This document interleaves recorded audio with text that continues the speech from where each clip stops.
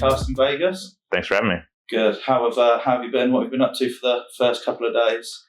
Just kind of getting settled in. Went to a couple of events first Sunday night and last night, and excited for a fully packed day today and tomorrow.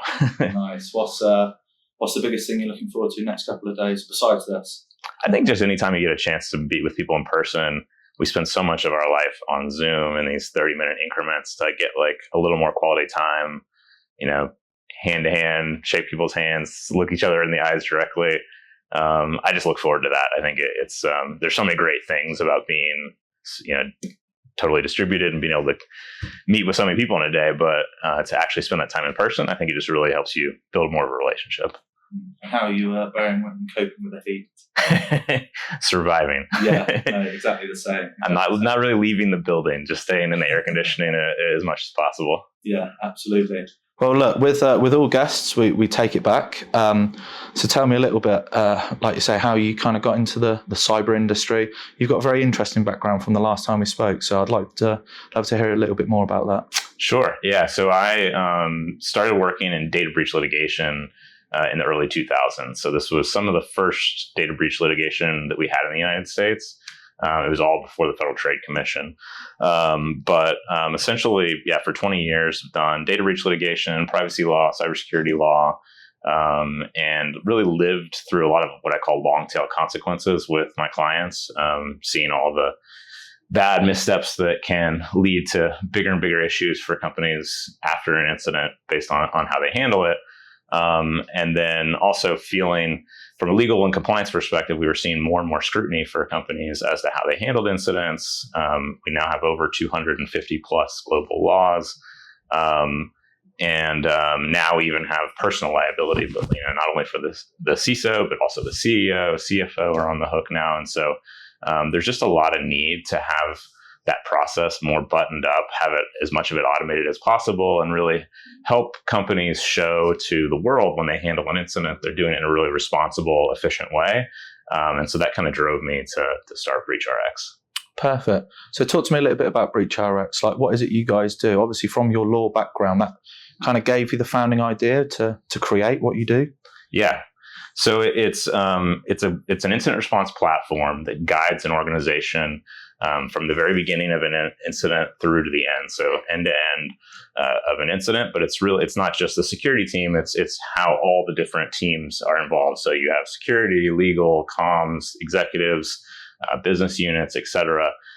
We really help them when they first find out an incident's going on. We can take in the details of whatever they know and then help them understand, okay, what's the next step based on those details. So we have this rules-based logic engine in the background that helps drive them through the process. And that includes all of your potential regulatory requirements, any kind of contractual requirements you have, any kind of internal control requirements you have. And then in the meantime, we've have this what I call kind of like a flight recorder going on in the background. So it helps them show after the fact, hey, we've got this system of record that shows we took all the right actions at the right time. And again, from the beginning until the incident's fully resolved, we really, give that assistance to a company all the way through. Okay, so the threat that you guys face isn't necessarily the bad guys and what they do, but more the kind of law side and the individuals that kind of maybe make errors in their day to day, or. Yeah, so it's not. Yeah, we're not defending against any kind of adversary. This is all how do we help you internally as a team have a really strong incident response program that you can feel really confident about, that when you're taking action after an incident happens, because it's inevitable, everybody's going to face cyber incidents, privacy incidents, and there's even IT incidents now that fall under some of these same cybersecurity rules. And so we just really empower those teams to deal with those as efficiently as possible, so they can get back to business as usual as quickly as possible. That's our whole mindset, is what are all the things we can do to make this as least painful as possible. Mm-hmm. Absolutely. And like you say, the CrowdStrike kind of scenario recently, like, is that a thing where if you guys kind of, I know that came from an update, but how can you potentially prevent things like that? Or if companies do make a mistake, like what challenges do you then face to kind of recuperate them and get them back to where they need to be? Yeah, so in a CrowdStrike type situation, we're not going to prevent that incident from happening. But if a company like CrowdStrike was a customer of ours, they would be able to say, okay, we've had this incident happen. These are the details that we know about it. Here's a place for us to go execute our incident response plan or our disaster recovery plan, and coordinate across the team as needed to go from beginning of the process to the end. Also, any kind of potential customer of CrowdStrike's that was impacted by this incident, if we saw like a lot of the airlines as an example, it's a place for them to deal with this kind of crisis in real time, a place for them to come together when maybe all their other systems might be down. This is an out-of-band place to do all that work together. Perfect. And a buzzword in cyber at the minute is definitely AI. Mm-hmm. How has that affected the business? Yes, there's a lot of opportunities to leverage AI to help people respond better. Mm-hmm. There's some things that we're doing in that direction, but it's also another type of incident people are facing now. So it's not just an actual cyber attack. You can have AI oriented incidents. Either the adversaries leveraged it in some way to attack you, or internally, you've made some kind of mistake with the AI internally with the employees, maybe putting the wrong kind of sensitive data into a model, or a bad result, some kind of hallucination that comes from it. Mm-hmm. All of those things have led to other types of incidents that you need to manage and have a process for, and have not be figuring it out on the fly. You want to be able to say, okay, we know exactly what to do when this stuff happens, and we deal with it in a really responsible way. Okay. And for the next few years, and like you say, things like AI probably increasingly getting bigger and bigger, like how do you think that will affect the business, or how do you think you may have to change the business model? Do you think it would affect you? I think it's only increasing the need, Okay. I think, to have a system like this in place and have a really strong program that, Mm-hmm. we, as we say, we want you to be able to respond with resolve, like really feel confident in your response. And I think with AI, we're, so like the same way we've had this kind of development of these cybersecurity data breach laws, we're starting to see these AI laws come into effect. So the EU has an AI Act. There's a lot of AI legislation going on in the United States. So those are going to also require different actions that a company has to take in response to those kind of incidents. So it'll be just another kind. So you'll have cyber incidents, privacy incidents, IT incidents, and AI incidents as types of incidents you need to respond to and have a really buttoned up program. Then there's, of course, all these ways that you can leverage AI and products to, really take advantage of the fact that you've practiced a lot of incidents and you have maybe some kind of LLM kind of chatbot type of functionality as well. Cool. So BreachRX, where are you guys at in terms of the business today? I know you're still an early stage vendor, seed stage, right? Yeah. Cool. And what sort of challenges does that bring for, like you say, a new company trying to make their way in the incident platform?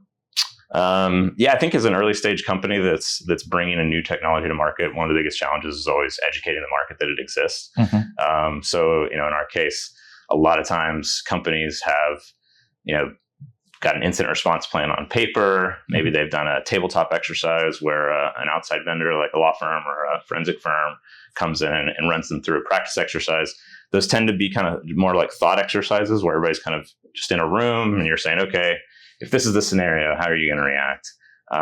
And so it's a helpful exercise to go through, but it often very soon after it's over, that kind of memory leaves the team. And so I think there's been a need for us to educate the industry that there's a better way to do this. Mm-hmm. You can run a tabletop exercise in a platform, and then you have all those lessons learned. You have all that process documented the same way you do with your incidents. And now that the regulators are saying, hey, your incident response records will be audited the same as we do financial records, like by the SEC, you need to have that record that is immutable, that you can provide at any point. And so being able to have that point and click is really important.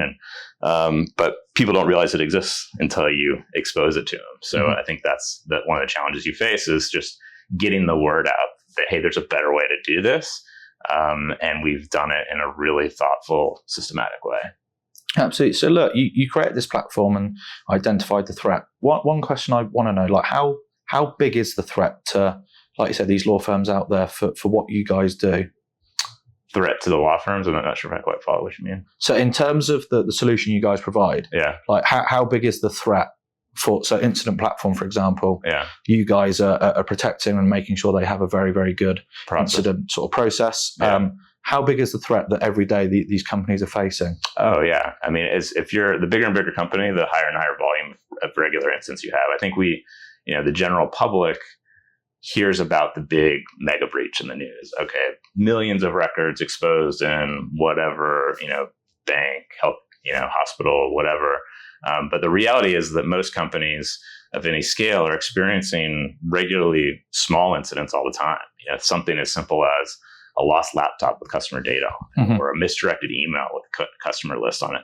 Those are incidents that require a whole process and require proof that you're handling that in a repeatable way that, when the regulators come and shine a flashlight on it, they'll say, okay, yeah, you guys are doing the right thing by your customers, and they're not going to bring the hammer on you.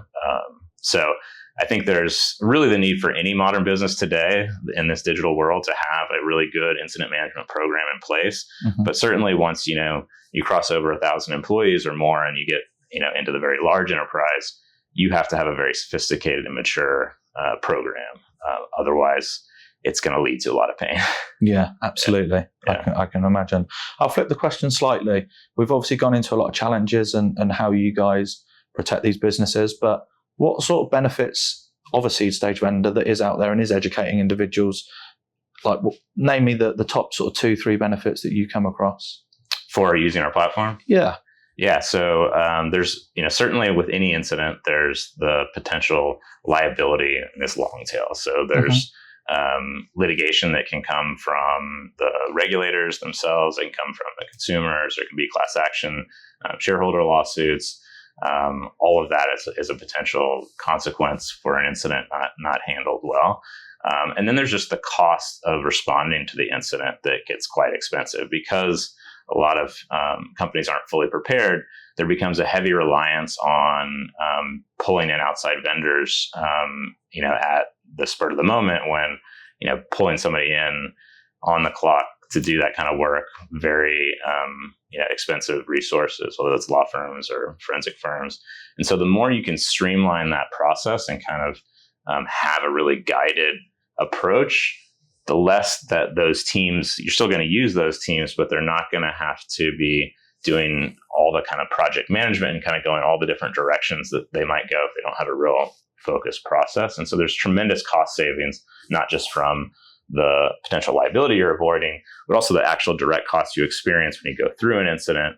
And then there's the personal stake for all the executives involved. So we've seen in the case with Joe Sullivan and Tim Brown, where they're actually being looked at as to, personally responsible for how the process went, how the team handled it. And I think, a lot of CISOs don't fully appreciate that although they focus a lot of their time on defense, the part of their program that they'll be judged the most on that has the biggest impact on their career is those things that become incidents. How did you handle those incidents and how did your business handle the incident? So there's a lot of opportunity to really flip the script on an incident from this disaster situation that everybody is worried about to actually an asset to say, hey, look, we experience incidents like everybody, but we handle them in the most mature way and a very efficient way. We do right by our customers. We're very responsible, very responsive. And you do that with a really mature incident management program, a real modern one, versus the reactive approach. Brilliant. And obviously coming towards the end of this podcast, one thing I kind of really want to know is, being a seed stage vendor, you probably aren't the only seed stage vendor out there, but how do you guys as a business stay sort of innovative, stay sort of developing and really make sure that you are ahead of this trend or this curve that will be just getting created more and more often? Yeah, I think there's a lot of advantages to being smaller versus some of the bigger players out there that have so much bureaucracy and so many, such a huge established product that to make a small change requires a lot of effort, where we've built a very modern product that is ready to utilize all the advances in technology as they come, and just having a very agile team that can adjust to the changing market dynamics We talk about our platform being dynamic, and that's in the way that it can respond to dynamic threats, dynamic regulatory environment, all those things. AI, as we were talking about before, we're well positioned to adopt the best of the best technology very quickly versus larger players. There's a lot more hoops, and there's a lot of more things. Just like the this update that CrowdStrike was performing is probably a more routine thing, and it can have big impacts. And so we don't have to have those considerations as a small company. It's a lot easier to be move faster. Brilliant, cool. And final thing, what in terms of BreachRX internally, like what's next for you guys? Next 6 months, 12 months, anything upcoming, interesting that you can let the guys know? We're growing incredibly fast. So I think the market need for our product is really getting to a fever pitch, and so nice. We anticipate growing. We grew our revenue over 500% last year. I think we're going to probably be on a similar trajectory this year. And so, we're going to be looking to bring on, smart people to the team. So we'll be recruiting and obviously looking for customers that want to have the most sophisticated incident management program and want to have a program they can feel confident about. As I said, respond with resolve. We'd love to be partners with you. So that would be my message. Brilliant. Well, look, thank you very much for joining. Yeah, been a pleasure meeting, and have a lovely rest of the trip here in Vegas. Awesome. Thanks. Appreciate it. Thank you for listening to this very special Black Hat 2024 edition of CyberBytes, the podcast. If you did, please like, subscribe, and share with your colleagues and friends. We are always looking for new guests to feature on CyberBytes. If you would like to, please reach out. Furthermore, if you are a candidate looking for your next role, technical or go-to-market, then please reach out directly or via our company email info@asperonsearch.com.